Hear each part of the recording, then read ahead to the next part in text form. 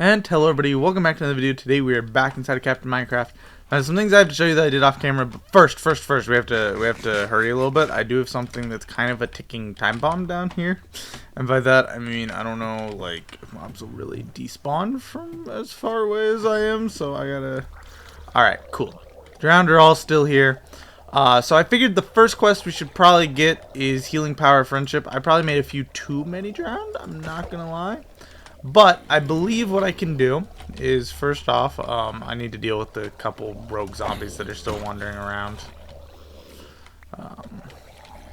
I've kind of just been knocking them into the pond as I've been dealing with them, and they've been spawning in and stuff. So it's kind of bad from that standpoint. Alright, I just have blocks to block this off. I don't really want to deal with you right now. I'll worry about all that later. So let's put the axolotl down and jump in and fight. I think this should work for Healing Power of Friendship. We're gonna find out.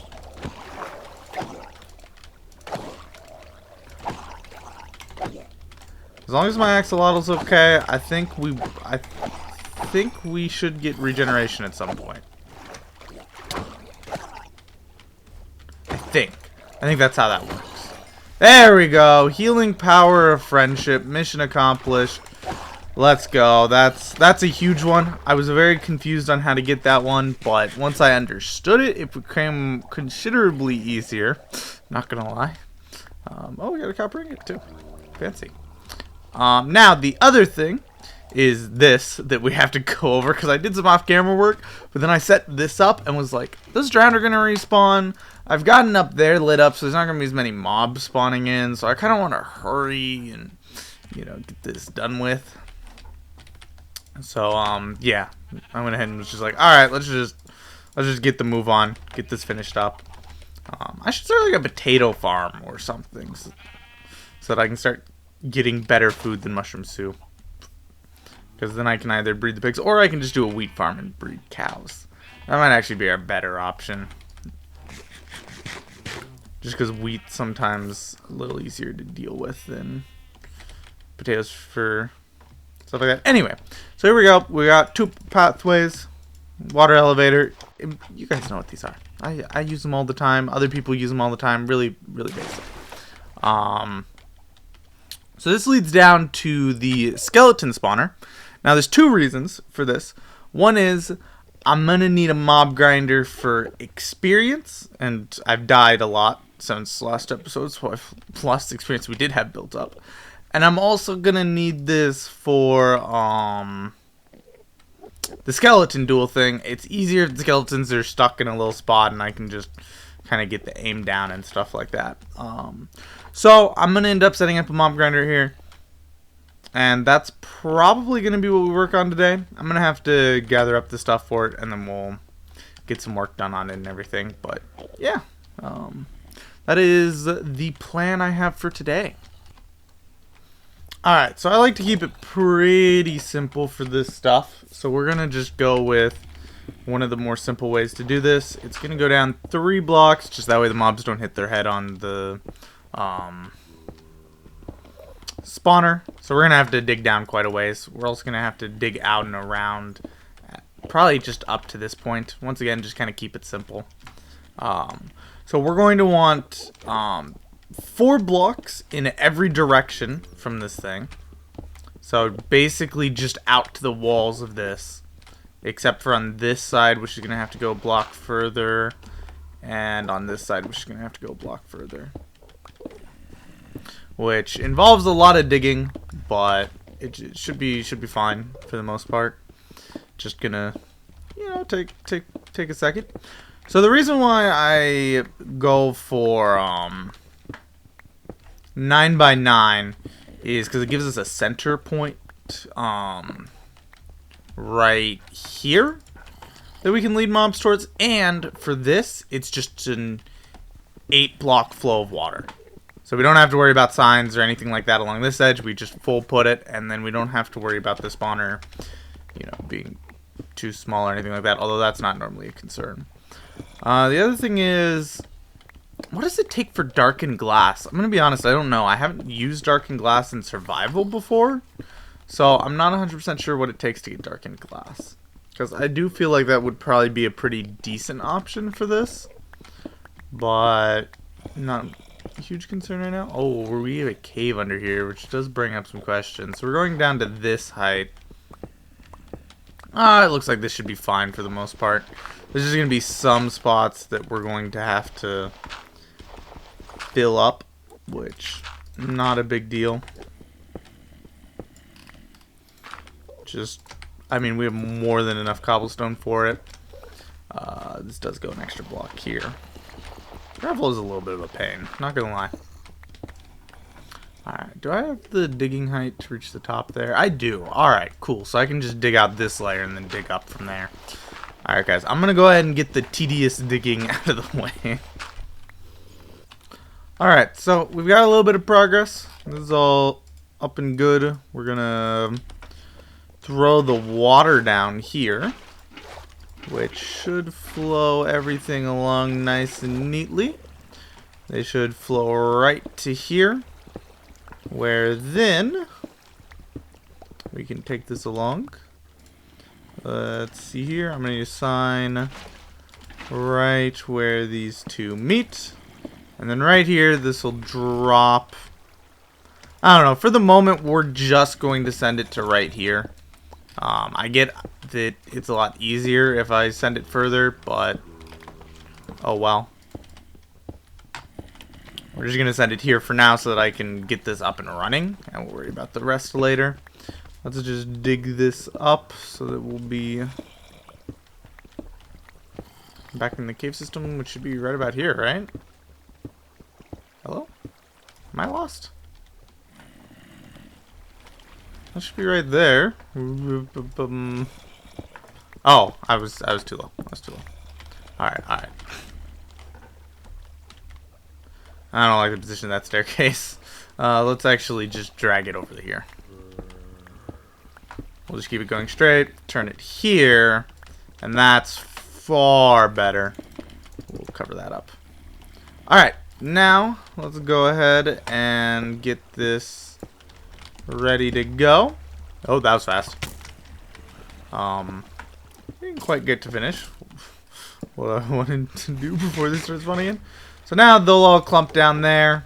Once I get mending, this will be a little bit less of a nightmare, but for the moment, this is very nice. What I want to do is I want to head back up, and I want to grab out this glass I was cooking. I went ahead and got everything I needed for some tinted glass.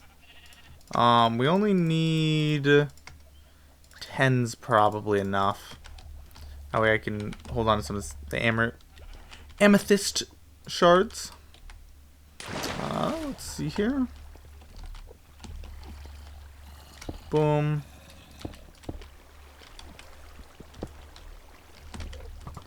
That would have been really awkward if I fell.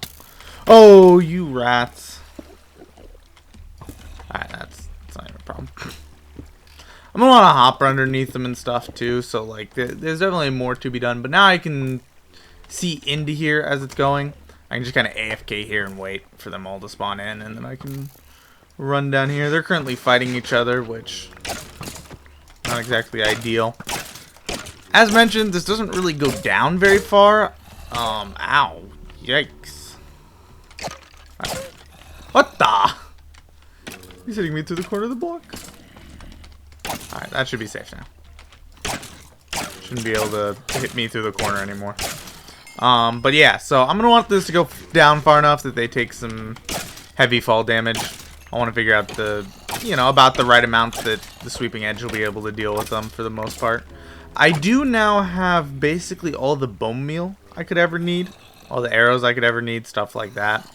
I'll figure out for the skeleton duel and achievement and stuff like that how far we're gonna have to go. But yeah. The other thing I wanted to look at is, now that I have a decent idea of where the barrier is at in the nether, I want to make sure that it only goes one block, just because I'm really curious how it works for the Nether versus Overworld, because I feel like that should work a little differently. I mean, in theory, if it worked properly, then each block in the Overworld would only correlate to an eighth of a block in the Nether, which wouldn't work at all for this stuff, but still want to take a look. Alright. Hey guys. So I presume it just goes one block like it does in the Overworld. I presume that's how it's set up.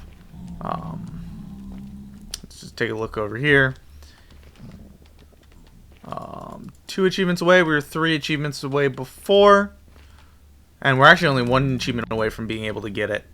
Oh, we're only 1 achievement away. I wonder what advancement I can get to get that. I need to shoot a crossbow at some point. Don't piglins, the ones with the crossbows, drop the crossbows if they die? I mean, with a pretty small chance. Or maybe piglin trading could lead to crossbows. I don't know. I'm going to have to look that up and stuff. But I really want to get those Strider quests done. I'm very much so looking forward to having that finished off. We're still pretty far from the Bastion. Got quite a ways to go. We're also still pretty far from that Nether fortress. It's never too early to start bridging out, though. Since we're going to have to bridge across to there. So I might as well just come over here and start bridging over. Because we're going to have to take this a ways. Alright.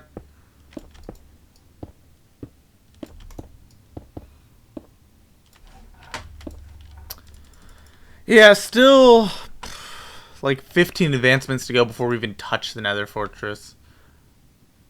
And it looks like I'm going to have to make it to like over there or something for the first blaze spawner, which is going to be quite a ways. We're still probably like 20 advancements off from being able to get all the stuff that requires blaze stuff done.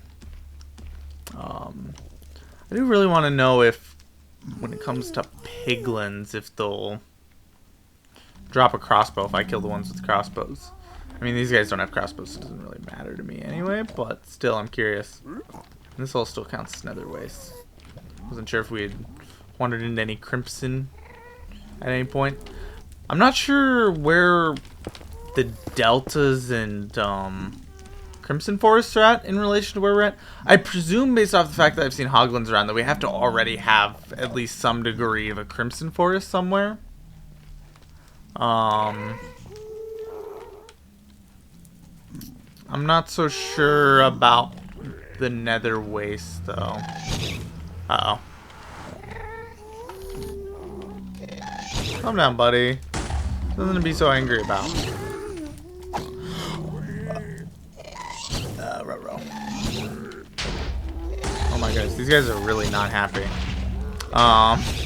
This is a little awkward. Hey, buddy, calm down. Something to be so angry about. Alright, we're good. All good in the neighborhood.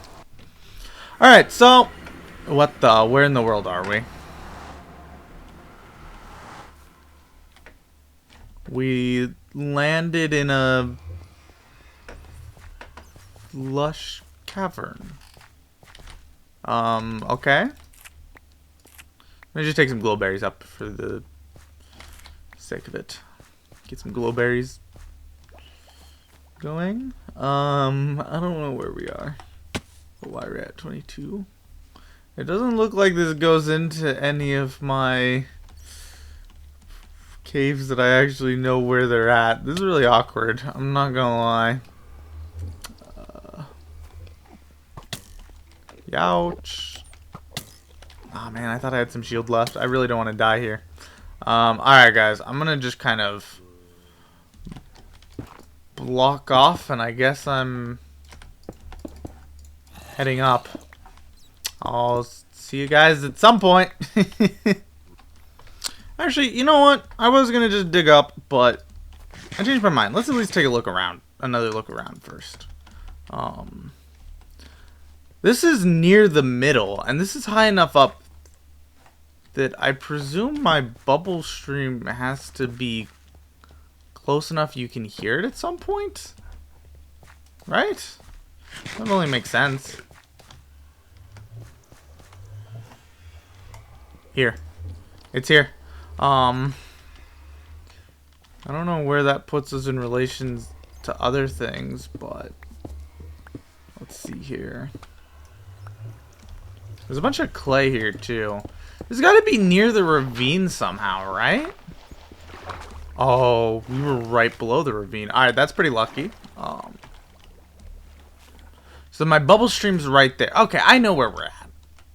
Alright, I'm glad that I decided to check first, because I did not want to dig all the way up.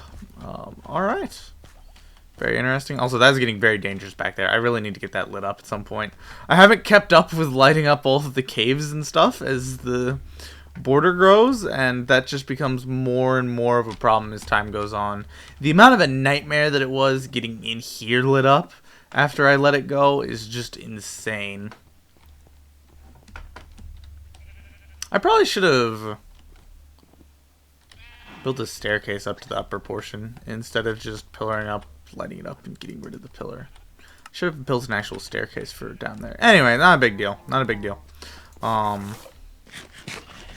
yeah, so we now have the steps that we need to take forward. I want to get level 30 enchanted diamond pick. Hopefully that'll speed up the process of getting another or more diamonds. I'm gonna need another chest. Oh, we have another chest. Alright, cool. My inventory really has seen better days, not gonna lie. So as we're expanding, I'm still struck with the realization that we'll never complete the advancement that's to explore every single biome.